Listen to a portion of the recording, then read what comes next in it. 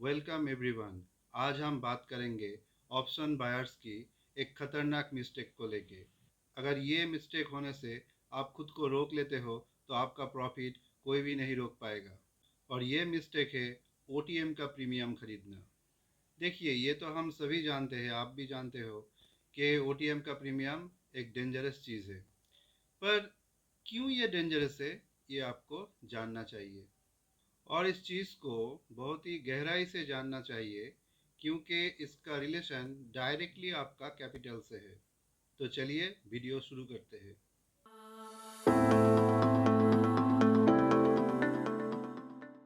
तो to be specific, why OTMs are dangerous. आप अगर ठीक से ओपन इंटरेस्ट की तरफ नज़र रखोगे, उसको थोड़ा गहराई से देखोगे, तो आपको ये पता चल जाएगा कि जितना भी कॉल राइटर से यानी कि सेलर से वो बहुत ज़्यादा ओटीएम में सेल करता है, क्योंकि ओटीएम का प्राइस बहुत जल्दी डीके होता है।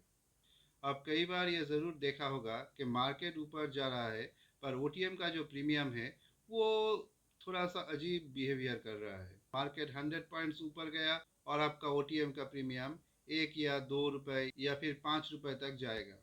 देखिए, एक सिंपल लॉजिक को समझिए। मान लीजिए कि आप एक ओटीएम का प्रीमियम 10 रुपए में खरीद लिया। पर ओटीएम में प्रॉब्लम क्या है? अगर आपका ये प्रीमियम खरीदते ही अगर मार्केट ठीक ठाक ऊपर गया तो फिर ठीक है। पर अगर मार्केट बाउंस बैक किया, मार्केट नीचे जाने लगा, तो आपका जो ओटीएम का प्रीमियम है वो बहुत जल्दी जल्दी नीचे जाएगा।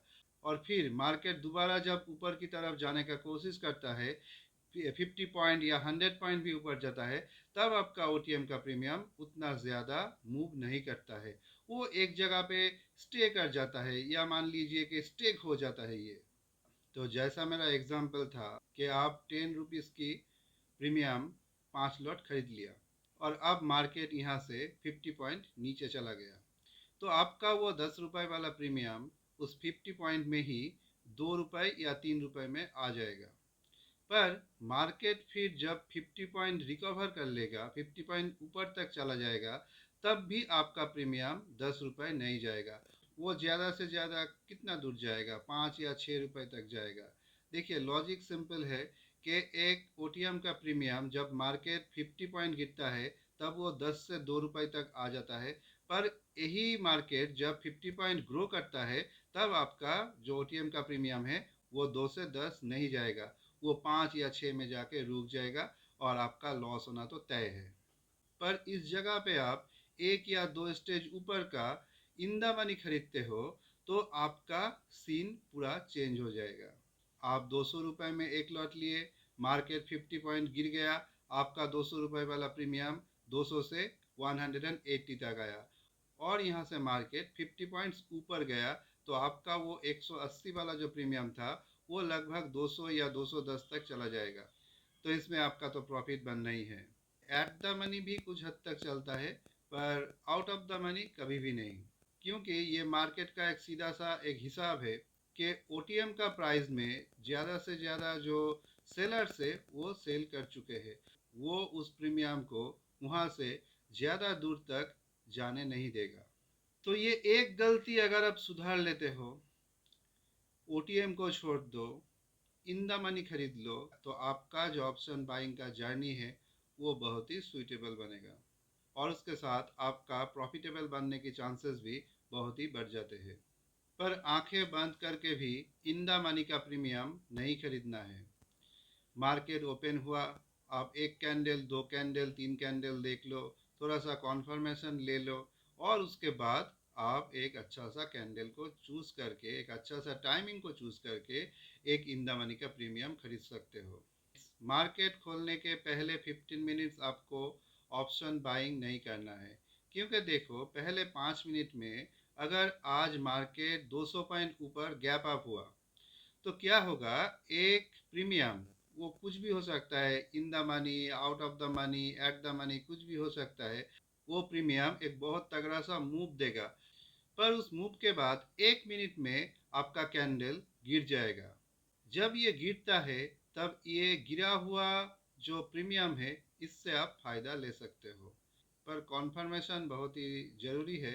आप एक या दो कैंडल रुक जाओ, कॉन्फर्म हो जाओ कि आपका प्रीमियम थोड़ा सा ऊपर जाने वाला है, तब आप एक ऑप्शन को बाई कर सकते हो। ये ओटीएम का प्रीमियम सबसे खतरनाक बनता है एक्सपायरी की डेट में।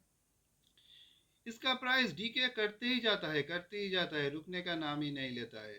मार्केट ऊपर भी जाए तब भी इसका प्राइस नीचे ही जाएगा, क्योंकि जो सेलर्स है वो ओटीएम में अपना पोजीशन बना चुका है और आपका जो प्रीमियम है उसको वो खाता जाएगा, और इसीलिए आपका प्रीमियम घटते घटते घटते घटते एकदम ज़ीरो पे आ जाएगा। तो आप सिर्फ 5 मिनट का 2 से 3 कैंडल अगर देख लो, थोड़ा सा कॉन्फर्मेशन ले लो और एक इन द मनी का जो प्रीमियम है उसको खरीद लो, तो बहुत ज़्यादा ये चांसेस है कि आप प्रॉफिटेबल बनोगे। इन द मनी का जो प्रीमियम्स होता है उसके एक और फ़ायदे भी है। मान लो कि मार्केट गैप अप हुआ और आप कॉल बाय किए थे, तो गैप अप होते ही आपका जो कॉल वाला ऑप्शन है वो बहुत ज़्यादा जंप कर जाएगा, आपका बहुत ज़्यादा प्रॉफिट होगा। पर वहीं पे आप अगर कोई ओटीएम का प्रीमियम बीटीएसटी करते हो, यानी कि पिछले दिन खरीद के अगले दिन बेचते हो, तब मार्केट ऊपर जाने के बाद भी आपका प्रीमियम का कुछ खास जो मूव है वो नहीं होगा। अक्सर ये देखा गया है कि एक ऑप्शन बायर अपना पोजीशन को कैरी फॉरवर्ड करता है। कब ये करता है? जब वो एक ह्यूज लॉस में होता है, 15 पॉइंट, 20 पॉइंट, 50 पॉइंट, 100 पॉइंट तक लॉस में होता है, तब वो कैरी फॉरवर्ड करता है। तो आप जो ये 50 पॉइंट या 100 पॉइंट के लॉस में हो, इसको रिकवर करने की सोच रहे हो, तो ओटीएम में ये नहीं हो सकता। अगले दिन मार्केट अगर आपके डायरेक्शन में भी गया, तब भी ओटीएम का कोई भी प्रीमियम इतना पॉइंट 50 या 100 पॉइंट का जो रेंज है आपका लॉस का, वो लॉसेस को कवर अप करने का जो स्ट्रेंथ वो ओटीएम में नहीं होता है। पर आईटीएम में, इन द मनी में, अगर आप 50 या 100 पॉइंट के भी लॉस में रहे और मार्केट अगले दिन 100 पॉइंट ऊपर खुला, यानी कि गैप अप हुआ, तो आपका जो लॉसेस है वो तो रिकवर होगा ही, और आपको एक ह्यूज प्रॉफिट भी मिलेगा। तो ये आपको तय करना है कि सस्ते के पीछे भागना है या फिर जेन्युइन गुड्स खरीदना है। तो आज के लिए इतना ही, फिर से मुलाकात होगा किसी एक और नई वीडियो में। Thank you very much.